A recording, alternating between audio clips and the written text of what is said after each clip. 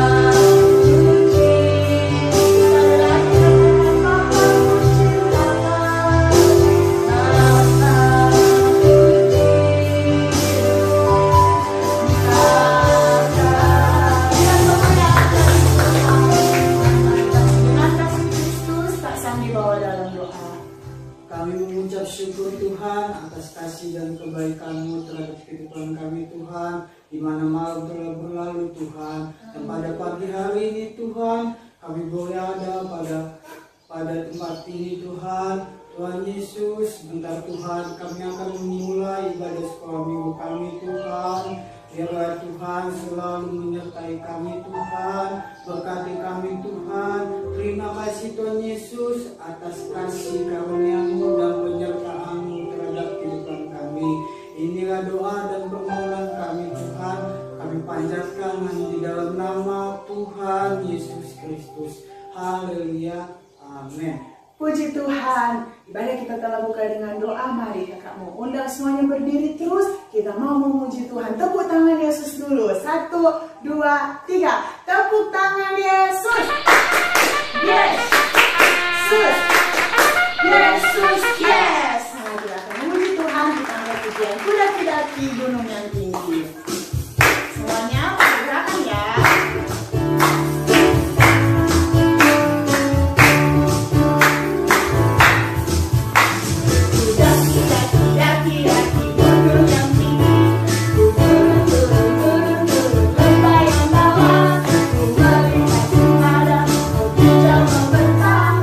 Yes.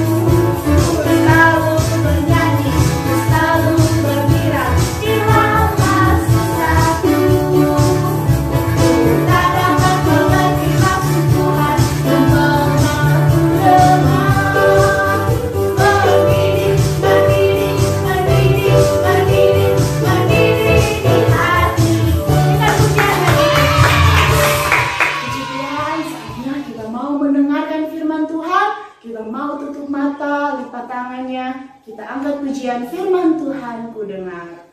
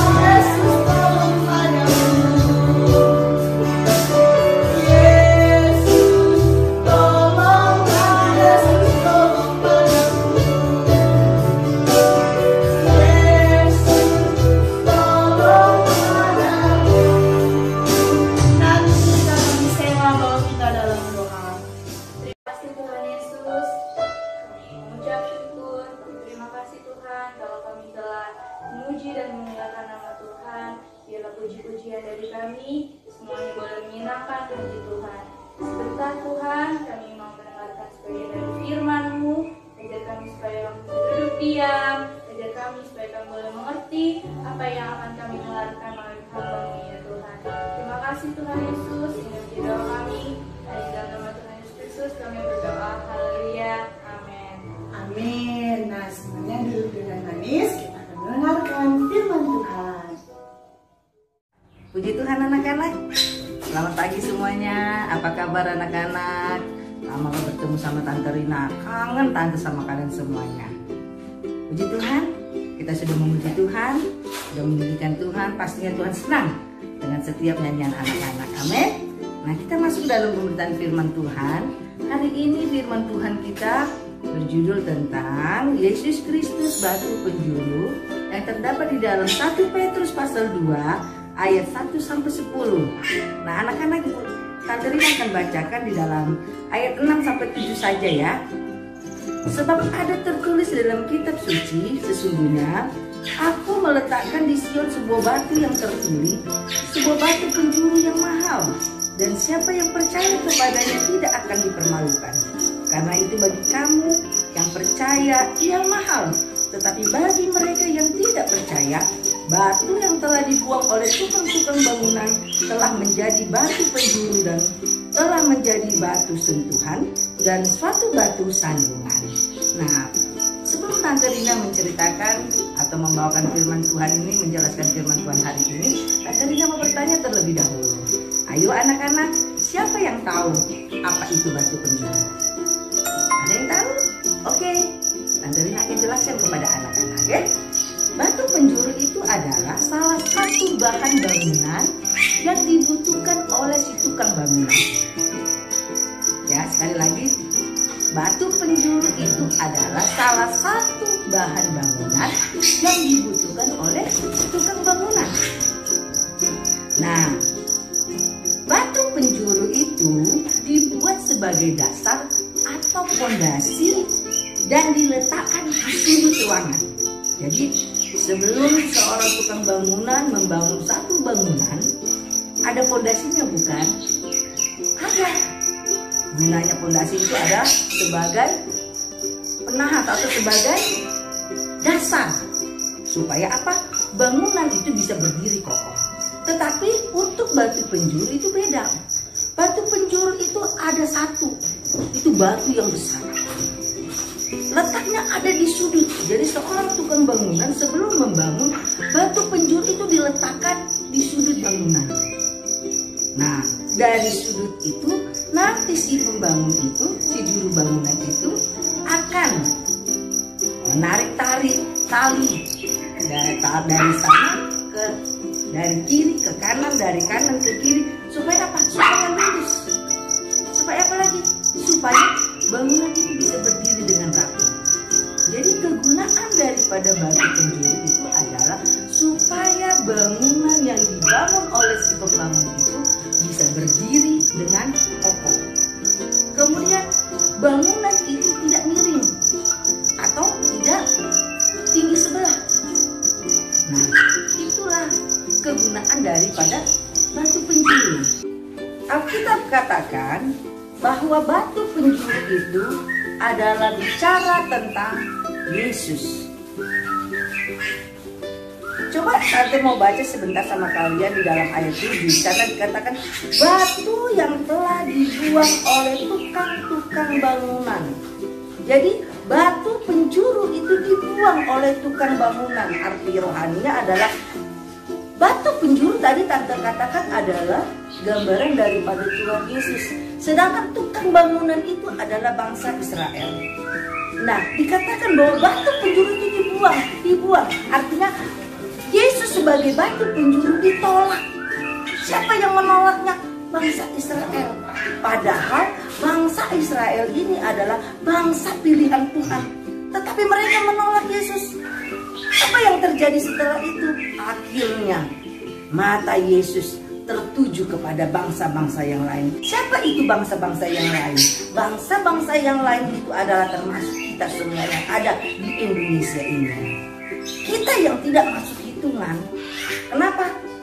Tadi Tante katakan bahwa kita ini tidak masuk hitungan. Kenapa kita tidak masuk hitungan? Karena sebenarnya bukan itu. Rencana Tuhan adalah harusnya bangsa Israel yang harus mendapatkan keselamatan. Tetapi karena mereka menolak, akhirnya kita dipanggil oleh Tuhan. Kita dijadikan gereja. Gereja itu apa? Gereja itu firman Tuhan katakan dalam 1 Korintus pasal 3 ayat 16. Gereja itu adalah kita sendiri. Bangunan Allah. Roh Allah diam di dalam kita. Dan kita ini disebut gereja. Kita yang tidak berharga dijadikan Allah berharga. Senang anak-anak kalau dikatakan berharga? Senang. Kalau yang berharga itu pasti dijaga rapat-rapat. Dijaga baik-baik oleh Yesus. Amin. Iya. Nah, oleh sebab itu anak-anak yang dikasih oleh Tuhan, kalau kita dipanggil oleh Tuhan, kita dijadikan gereja, dijadikan eklesia, dipanggil keluar dari kegelapan menuju terangnya yang ajaib, kita harus bangga. Di dalam ayat 1 dalam Yakobus pasal 2 ini dikatakan apa? Kita baca untuk anak-anak. Karena itu buanglah segala kejahatan, segala tipu muslihat, dan segala macam kemunafikan, kedengkian, dan fitnah. Sebagai gereja, kita harus membuang itu semua. Sebagai gereja anak-anak sekolah minggu, kita harus buang fitnah, kita harus buang iri hati, kita harus buang dengki. Semua kejahatan yang tidak disenangi oleh Tuhan, kita harus buang. Dan apa kata Alkitab lagi? Jadilah sama seperti bayi yang menyukai susu. Seorang bayi, dia bisa bertumbuh kalau dia minum susu. Sebagai gereja, sebagai anak-anak sekolah minggu, kita butuh firman Tuhan. Yesus itu dikatakan adalah firman. Jadi kita perlu Yesus dalam hidup kita untuk apa? Memberikan pertumbuhan di dalam kerohanian kita. Nah, anak-anak, inilah firman Tuhan. Intinya adalah bahwa Yesus sebagai batu penjuru sudah memanggil kita sebagai gereja. Kita yang tadinya adalah orang yang berdosa. Firman Tuhan katakan apa? Upah dosa adalah maut. Harusnya kita dilemparkan, dimasukkan ke dalam neraka. Tetapi Yesus mau kita masuk dalam kerajaan surga. Anak-anak mau surga? Ya. Oleh sebab itu kita harus membuang segala kejahatan. Dan kita harus bertumbuh. Kita harus selalu menjadi anak sekolah minggu yang rindu firman Tuhan. Yang rindu akan kebenaran. Sekali lagi Tante katakan, kebenaran itu adalah Yesus sendiri. Puji Tuhan. Itulah firman Tuhan yang dapat Tante sampaikan kepada anak-anak pada pagi hari ini. Kiranya Tuhan memberkati kita semuanya. Sebelum kita akhiri, mari kita berdoa terlebih dahulu. Terima kasih Tuhan, hari ini kami anak-anak sekolah minggu sudah mendengarkan cerita-cerita tentang firman Tuhan. Bahwa Yesus adalah batu penjuru. Yesus adalah patokan bagi kami sebagai gereja yang hidup di akhir zaman. Sebab itu ya Tuhan, tolonglah setiap anak-anak sekolah minggu supaya mereka bisa bertumbuh di dalam Tuhan. Mereka menjadi anak-anak sekolah minggu yang selalu haus akan air kehidupan, yaitu Engkau sendiri dalam hidup mereka. Berkati anak-anak sekolah minggu yang sudah mengikuti ibadah online hari ini, dan anak-anak sekolah minggu yang belum mengikuti online hari ini. Tuhan menggerakkan hati mereka supaya di minggu-minggu yang akan datang mereka juga dapat mengikuti ibadah online ini, Bapak. Berkati mereka dengan kesehatan, berkati orang tua mereka. Terima kasih Tuhan, inilah doa kami kepadamu. Kami tutup ibadah sekolah minggu pada pagi hari ini hanya di dalam nama Tuhan kami Yesus Kristus. Haleluya. Amin. Puji Tuhan, Tuhan memberkati. Selamat pagi.